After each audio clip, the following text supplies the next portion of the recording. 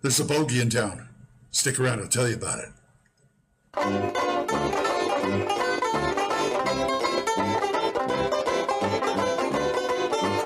Hi, folks. Old Man Grognard here.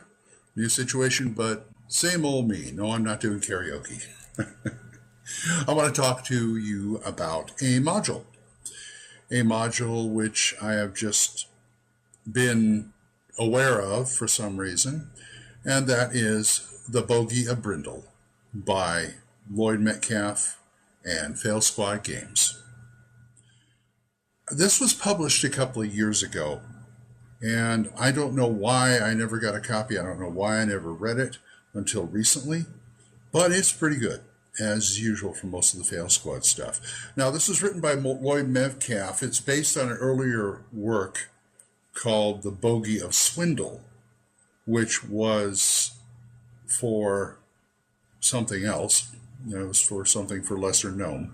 But this was originally written by Lloyd Metcalf and Ian Graham. But Lloyd Metcalf did the rewrite. The art is by Lloyd Metcalf and Raven Metcalf. The editor is Christopher Clark. It's about 38 pages, and it's a very interesting story. It's all about two towns. One is called Wiswego, which is mostly human and demi-humans. And then about, day 2 journey, there's Brindle. Now, Brindle used to be a dwarven mining camp, which was deserted. Nobody knows why. So these goblins came in, and these are not your run-of-the-mill goblins.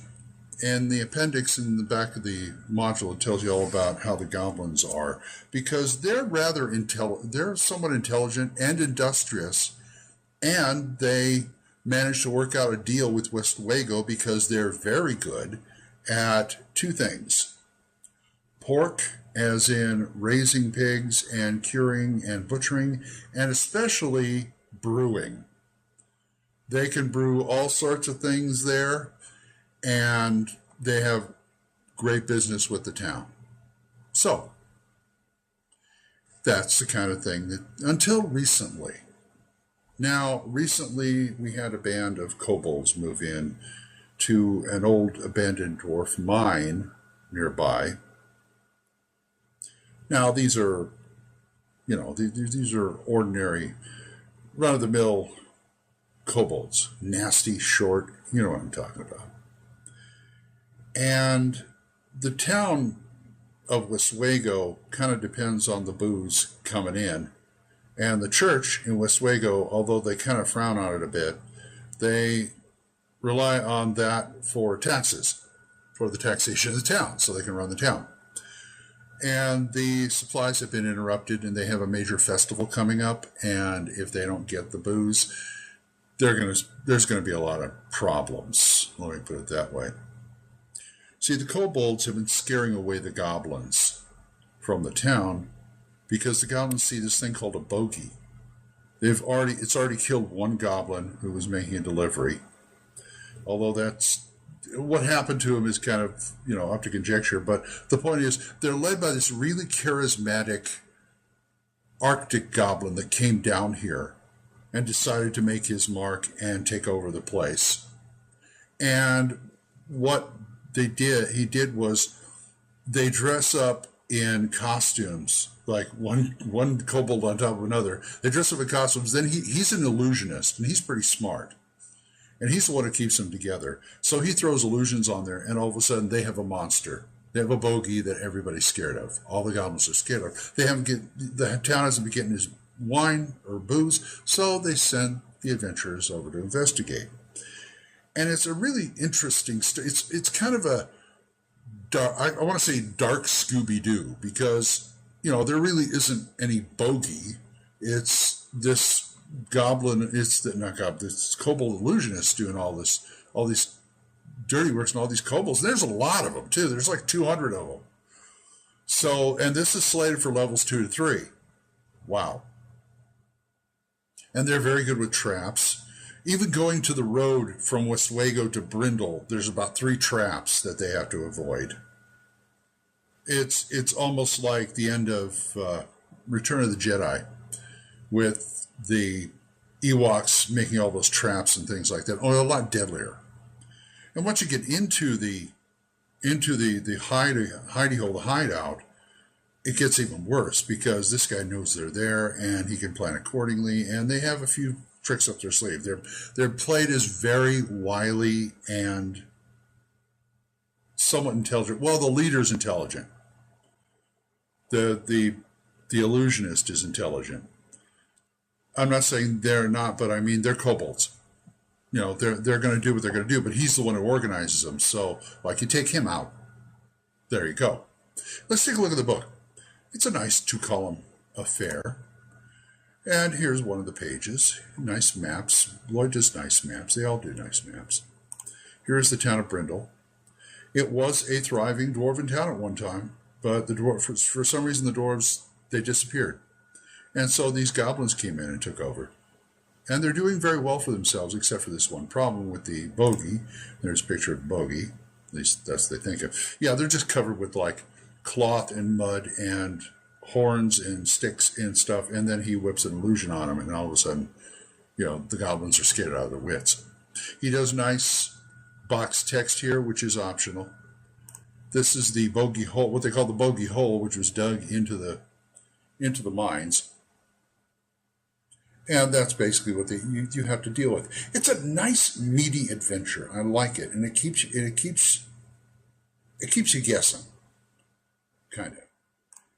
And they've got some new monsters in there. They got a couple of new magic items, and here's the appendix I was talking about. The Brindle goblins, how they're not like other goblins. They're not. They have disdain for their what they call their darker brothers, and the history of how they got created and how they got, you know, smart and all that other stuff is right there. It's a one-page thing.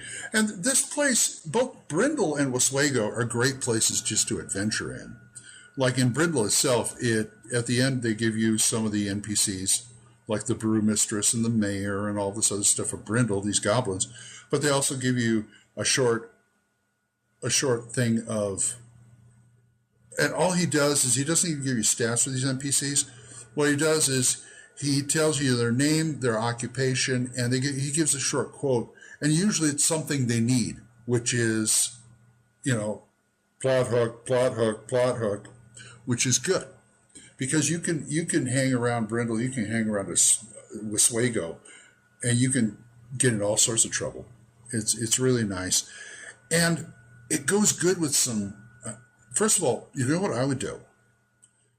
I would take it and use it as like a prologue adventure. If you're doing U1, the Sinister Secret of Saltmarsh, this could be a great prologue adventure. I can think of at least two things. The kobolds, or even the goblins, can get involved with the smugglers in U1 and Saltmarsh. And also, if you don't kill off the illusionist and he gets away, he could throw in with those pirate smugglers. And he could do all kinds of damage to everybody around him there and probably get back at Oswego and the adventurers. So you can do a tie-in with it, which is really nice. So it's a great module. It really is. And I'm doing it now. One of the reasons I did, because Lloyd is doing a Kickstarter for the second part of this. The second part is, there's the module. This is what you get. It comes in 1E/Osric version and a 5E version. He finished a Kickstarter for the 5E already. But this is BR1. And he's got a Kickstarter going on right now for BR2, which is Brindlemarsh, which is the second part of this. Because there's something about a black dragon egg that the kobolds found and they're trying to hatch.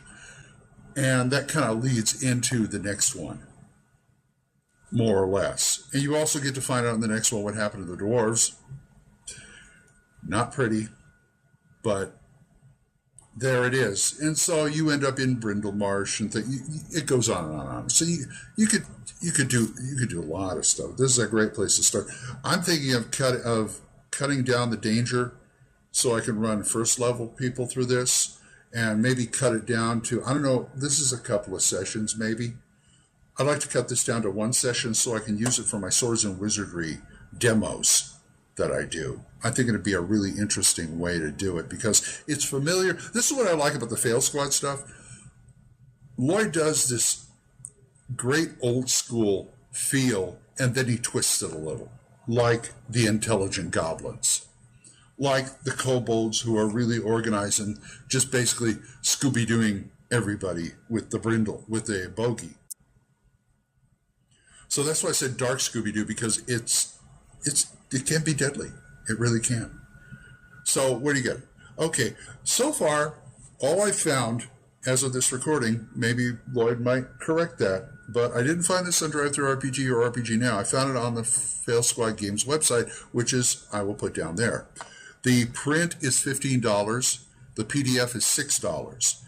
And you may find them on sale occasionally, so you want to keep an eye out for that. Anyway, Bogey of Brindle, great stuff. Go get it. And if you guys got any comments or anything, give me a shout out. Give me a shout out at oldmangrognard@gmail.com. I also have a podcast, a daily podcast now called Radio Grognard on Anchor. So you might want to go listen to that. And until I see you next time, bye-bye.